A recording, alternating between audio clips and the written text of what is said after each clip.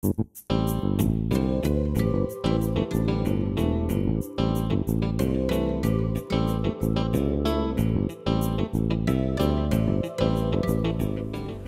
morning, Hoosiers, and welcome to Times News 24/7, brought to you by the Noblesville Times Online in living color from the Times studio.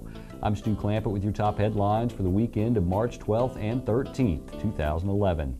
Today's news is brought to you in part by the Indiana Poison Center. National Poison Prevention Week is March 20th through the 26th, but unintentional poisonings happen every day of the year. If you have a poison emergency in your home, call your Indiana Poison Center at 1-800-222-1222. In our top story today, Secretary of State Charlie White entered a not guilty plea shortly after 1:30 p.m. Friday during the initial hearing of the Hamilton County Judicial Center. White was indicted on 7 felony charges 8 days ago after special prosecutors convened a grand jury following their investigation of voter fraud allegations. Magistrate David Najjar accepted White's plea and set a pretrial court date of July 5th with a trial date of August 8th. White was represented by defense lawyer Dennis Zahn. White said he would make no comments once he left the Hamilton County Courtroom number 7, but when the press pool asked, "Will you step down?" he responded with a stern no. Without saying another word, White and his entourage exited the building. White's charges stem from when he was serving on the Fishers Town Council before running and winning the Secretary of State race in 2010. He also served as the Hamilton County Republican Party chairman during that same period. White was registered at his ex-wife's home when he voted in the May primary, but lived on the other side of Fishers. He said at the time that there was no intent to deceive, calling the situation an honest mistake. The theft charge alleges that White improperly received his town council salary from November 5, 2009 through September 28, 2010 because he did not reside in that council district. In lighter news, it's that time of year again. Daylight savings time begins on Sunday, so remember to set your clocks forward 1 hour. It starts at 2 a.m. Sunday. For example, clocks jump forward 1 hour at 2 a.m. local daylight time becomes 3 a.m. local standard time. Here we see Kim Grist showing a little love to Pacer, handled by Steve Lackey during the Wine, Wags, and Whiskers fundraiser for the Humane Society for Hamilton County on Friday night. Additionally, Catherine Jones helped show off some of the Society's friendly felines looking for a loving home. This Monday's paper has more information and photos from the event. Joseph Henshaw, 57 of Westfield, has been convicted and sentenced for multiple counts of income tax evasion and fraud, victimizing the financial aid programs of the United States Department of Education. That's according to U.S. Attorney Joseph Hogsett. Henshaw pled guilty Thursday afternoon before the United States District Judge Tanya Walton Pratt and was sentenced immediately thereafter. Henshaw was sentenced to 18 months of imprisonment and ordered to pay restitution to the U.S. Department of Education. Sodexo is sponsoring this rummage sale to benefit Jacob McConaughey and his family at 8 a.m. to 3 p.m. today at the Westfield Public Works, located at 2728 South Street. It's at 171st and Cary Road in Westfield. Jacob is collecting pillow pets to give to the children at Riley Hospital because, as he says, quote, "Pillow pets are great because even when you're too sick to do anything, you still have that to cuddle with."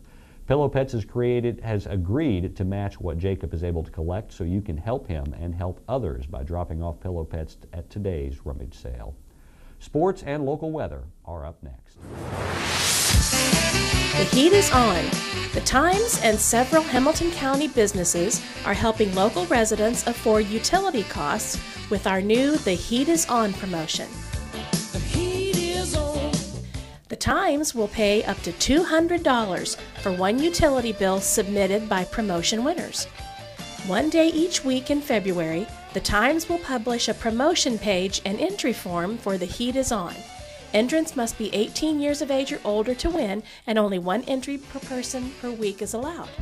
Keep your eyes on the Times because the heat is on.